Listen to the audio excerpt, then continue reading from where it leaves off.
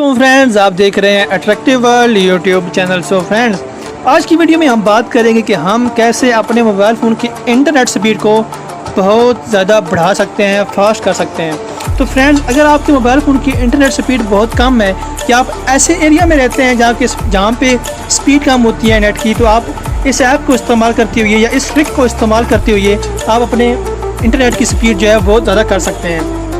आपने करना क्या है, एक एप्लीकेशन जो है वो डाउनलोड कर लेनी है जिसका लिंक डिस्क्रिप्शन में मिल जाएगा। आपने उसे डाउनलोड करना है। डाउनलोड करने के बाद आपने उसे ओपन करना है। अगर ये आपसे कोई अपनी परमिशन मांगता है तो आपने उन्हें अलाउ कर देना है ताकि ये प्रॉपर तरीके से वर्क कर सके। गेट स्टार्ट पे क्लिक करनी है।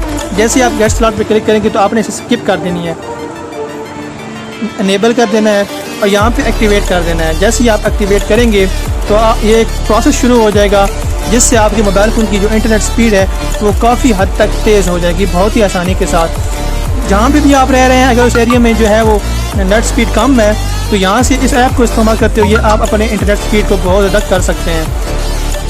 ठीक है फ्रेंड्स, इस ऐप को इस्तेमाल करते हुए आपकी इंटरनेट स्पीड जो है वो बहुत ज़्यादा हो जाएगी।